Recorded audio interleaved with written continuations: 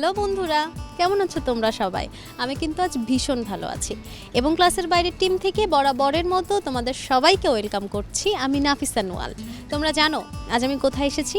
আজ আমি এবং ক্লাসের বাইরের টিম নিয়ে হাজির হয়ে গেছি নরসিংদী জেলার অন্যতম শিক্ষা প্রতিষ্ঠান কারি আব্দুল হাই মেমোরিয়াল স্কুলে। আজ সারাদিন এই স্কুলের বন্ধুদের সাথে খুব সুন্দর সময় কাটাবো। তোমরাও নিশ্চয়ই সেই সময় সাক্ষী হতে চাও। তবে চলো তার আগে শুরুতেই এই স্কুল ক্যাম্পাসটি ঘুরে দেখা যাক এবং সেই সাথে প্রধান অধ্যক্ষের সাথে কথা বলে নেওয়া যাক।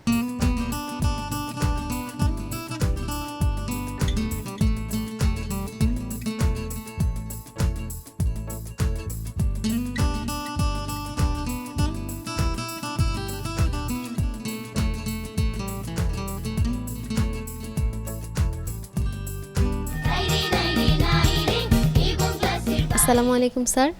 ওয়ালাইকুম আসসালাম। কেমন আছেন? জি আলহামদুলিল্লাহ ভালো আছি। আপনারা ভালো আছেন? জি আলহামদুলিল্লাহ, আমরা অনেক ভালো আছি। এই স্কুলের প্রধান শিক্ষকের দায়িত্বে আছেন, নিঃসন্দেহে এটি অনেক বড় একটি দায়িত্ব।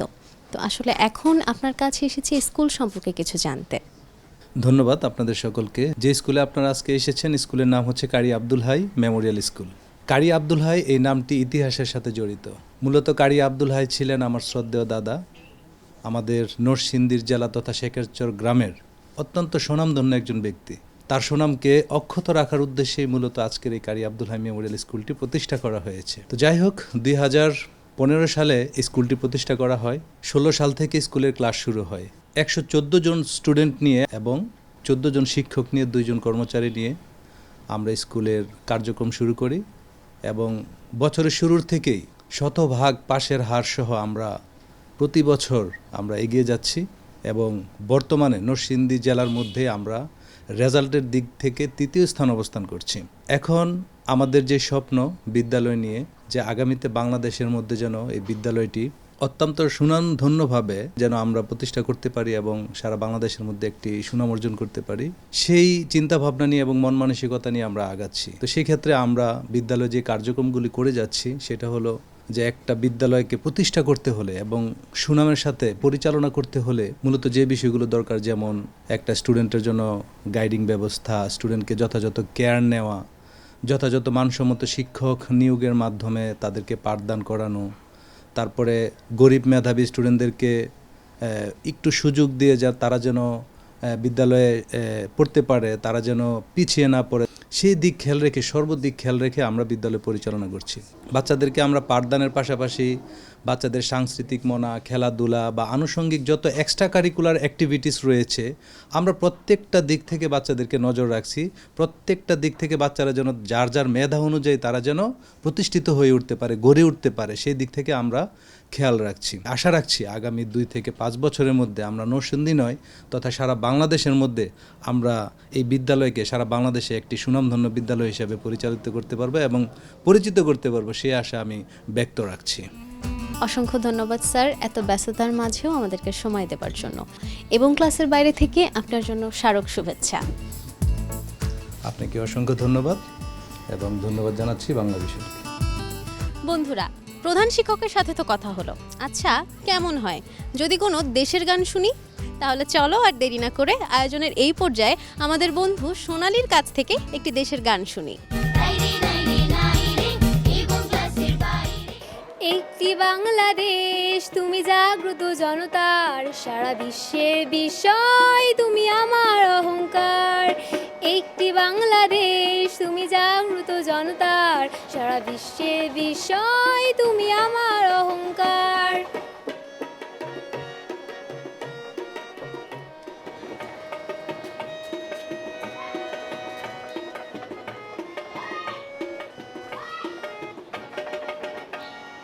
তোমার স্বাধীনতা গৌরব সৌরভে এনেছে আমার প্রাণের সূর্যের রৌদ্রের সজীবতা। তোমার স্বাধীনতা গৌরব সৌরভে এনেছে আমার প্রাণের সূর্যের রৌদ্রের সজীবতা। দিয়েছে সোনালি সুখী জীবনের দীপ্ত অঙ্গীকার, সারা বিশ্বের বিস্ময়, তুমি আমার অহংকার। একটি বাংলাদেশ, তুমি জাগ্রত জনতার, সারা বিশ্বের বিস্ময়, তুমি আমার অহংকার।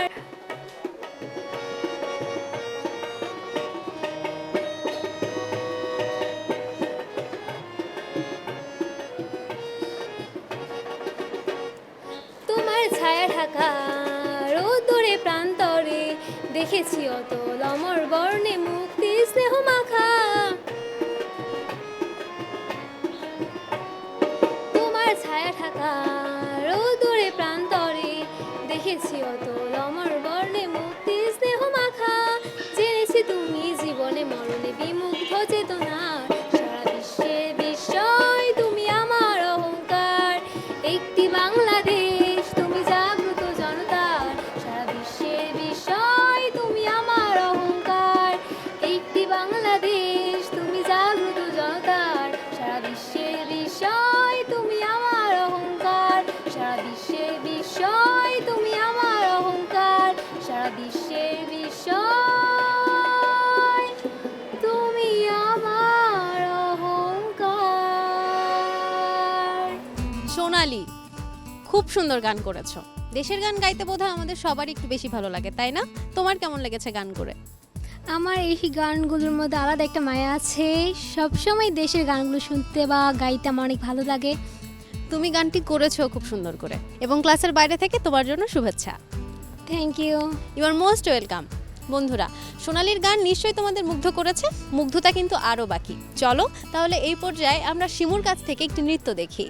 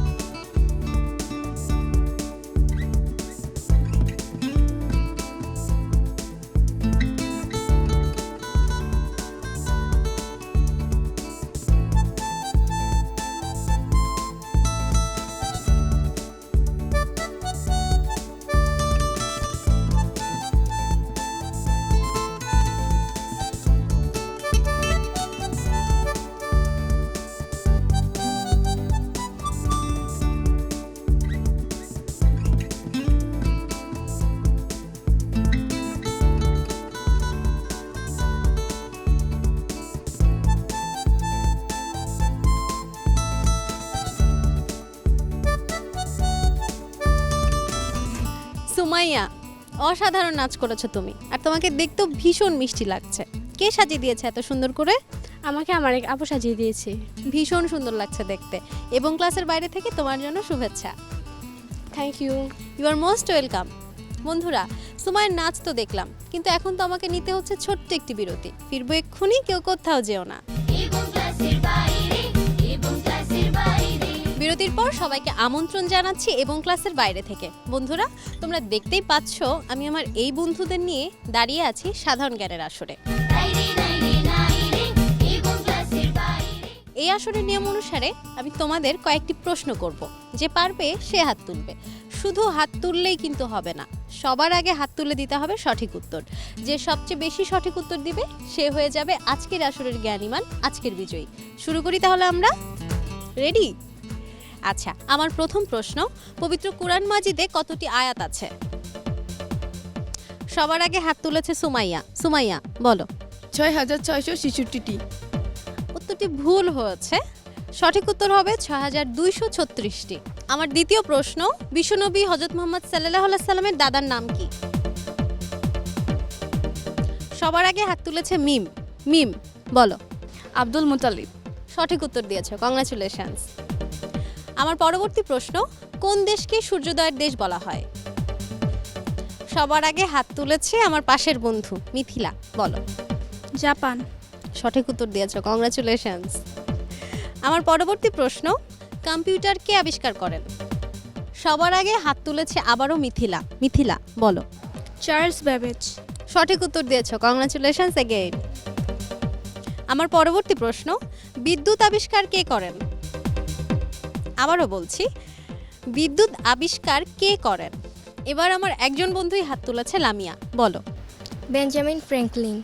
সঠিক উত্তর দিয়েছো, কংগ্রাচুলেশনস। আমার পরবর্তী প্রশ্ন, পৃথিবীর শীতলতম স্থান কোনটি? সবার আগে হাত তুলেছে মিম। মিম বলো। অ্যান্টার্কটিকা। সঠিক উত্তর দিয়েছো, কংগ্রাচুলেশনস। আমার পরবর্তী প্রশ্ন, বাংলাদেশের দীর্ঘতম নদী কোনটি? সবার আগে হাত তুলেছে হাফসা। হাফসা বলো। মেঘনা। সঠিক উত্তর দিয়েছো হাফসা, কংগ্রাচুলেশনস। আমার পরবর্তী প্রশ্ন, নরসিংদীর অন্যতম বৃহৎ সার কারখানা কোনটি? সবার আগে হাত তুলেছে সুমাইয়া। সুমাইয়া বলো। পলাশ ইউরিয়া সার কারখানা। সঠিক উত্তর দিয়েছে সুমাইয়া, কংগ্রাচুলেশনস। আমার পরবর্তী প্রশ্ন, মহান মুক্তিযুদ্ধে নরসিংদী কত নম্বর সেক্টরে ছিল? সবার আগে হাত তুলেছে সুমাইয়া। সুমাইয়া বলো। ৩ নং সেক্টরে। সঠিক উত্তর দিয়েছে সুমাইয়া, কংগ্রাচুলেশনস। আমার পরবর্তী প্রশ্ন, কোন জেলা সাগর কলার জন্য বিখ্যাত? এবারে সবার আগে হাত তুলেছে হাফসা। হাফসা বলো। নরসিংদী। সঠিক উত্তর দিয়েছে, কংগ্রাচুলেশনস এগেইন। আমার শেষ প্রশ্ন, এবার কিন্তু সবার মনোযোগ দিয়ে শুনতে হবে। আমার শেষ প্রশ্ন হলো, কবি আলাউদ্দিন আল আজাদ কোন জেলায় জন্মগ্রহণ করেন? এবারে সবার আগে হাত তুলেছে মিম। মিম বলো। নরসিংদী জেলায়। সঠিক উত্তর দিয়েছ মিম, কংগ্রাচুলেশনস। প্রিয় বন্ধুরা, ইতিমধ্যে কিন্তু সাধারণ জ্ঞানের আসর জ্ঞানীমানের ফলাফল আমার হাতে চলে এসেছে। আমার 4 বন্ধুর ফলাফল একেবারে কাছাকাছি। তারা হলো মিম, মিথিলা, সুমাইয়া আর হাফসা। অর্থাৎ আমার শেষ একটি প্রশ্ন হবে, সেই প্রশ্নের সবার আগে যে উত্তর দিতে পারবে এই 4 জনের মধ্যে, সে কিন্তু হয়ে যাবে আজকের আসরের জ্ঞানীমান, আজকের বিজয়ী। তোমাদের 4 জনের জন্য আমার শেষ প্রশ্নটি হলো, মানুষের শরীরে কয়টি হাড় থাকে? সবার আগে হাত তুলেছে সুমাইয়া। সুমাইয়া যদি সঠিক উত্তর দিতে পারে তাহলে কিন্তু আজকের জ্ঞানীমানের আসরের বিজয়ী হয়ে যাবে সুমাইয়া। দেখা যাক সুমাইয়া সঠিক উত্তর দিতে পারে কিনা। সুমাইয়া বলো। ২০৬টি। কংগ্রাচুলেশন সুমাইয়া, একেবারে সঠিক উত্তর দিয়েছো। এদিকে চলে এসো, এবং ক্লাসের বাইরে থেকে তোমার জন্য শুভেচ্ছা। Thank you. You are most welcome. বন্ধুরা, সাধারণ জ্ঞানের আসর জ্ঞানীমান তো জমে উঠলো, কিন্তু এই পর্যায়ে আমাকে নিতে হচ্ছে ছোট্ট একটি বিরতি। ফিরবো এক্ষুনি, কেউ কোথাও যেও না। বিরতির পর আবারও সবাইকে আমন্ত্রণ জানাচ্ছি এবং ক্লাসের বাইরে থেকে। বন্ধুরা, তোমরা দেখতেই পাচ্ছ আমার এই বন্ধুরা দারুণ সাজে সেজে আছে। কেন জানো? কারণ ওরা আমাকে একটি নাচ দেখাবে বলে। তাহলে চলো আর দেরি না করে আয়োজনের এই পর্যায়ে আমার এই বন্ধুদের কাছ থেকে একটি মিষ্টি নাচ দেখে নেওয়া যাক।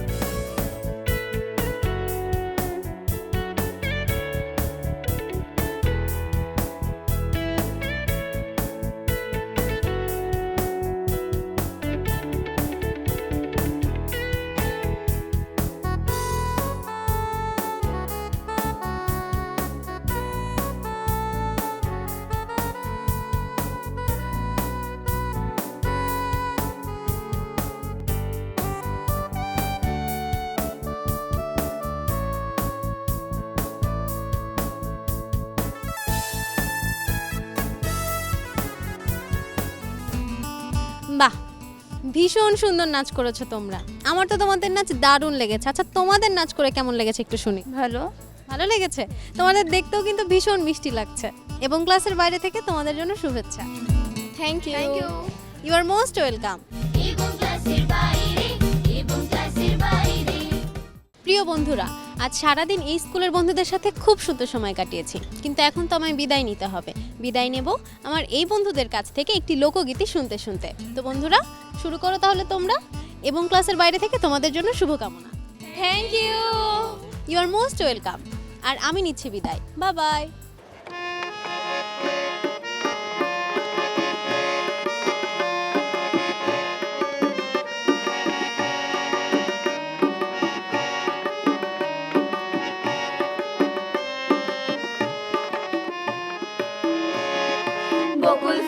বকুল ফুল সোনা দিয়া হাত কেন বাঁধাইলি? বকুল ফুল সোনা দিয়া হাত কেন বাঁধাইলি?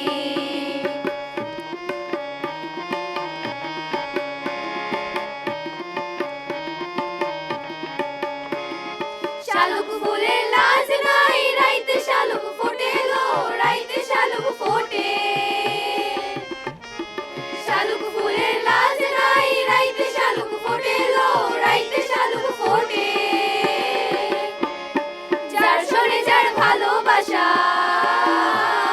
যার শোনে যার ভালোবাসা, সেই তো মজা লোটেলো। বকুল ফুল সোনা দিয়া হাত কেন বাঁধাইলি?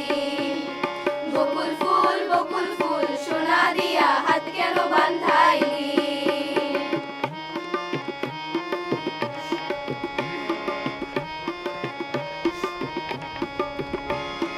আমার জামাই ধান ভাই হরিণ ডাঙ্গার মাঠে লো, হরিণ ডাঙ্গার মাঠে।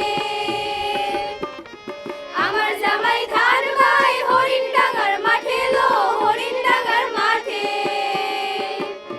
আর সোনা দেহে ঘাম ঝরে, সোনা দেহে ঘাম ঝরে, দেখা পরাণ ফাটেলো। বকুল ফুল সোনা দিয়া হাত কেন বাঁধাইলি?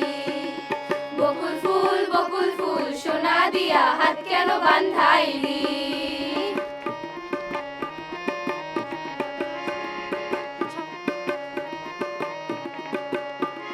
শাওন ভাদর মাসে জামাই আদর করে লো, জামাই আদর করে। শাওন ভাদর মাসে জামাই আদর করে লো, জামাই আদর করে। আর ইচ্ছে জামাই করবো আদর, ইচ্ছে জামাই করবো আদর, ধানা তো নাই ঘরে লো। বকুল ফুল সোনা দিয়া হাত কেন বাঁধাইলি? বকুল ফুল সোনা দিয়া হাত কেন বাঁধাইলি? সোনা দিয়া হাত কেন বাঁধাইলি? সোনা দিয়া হাত কেন বাঁধাইলি? সোনা দিয়া হাত কেন বাঁধাইলি?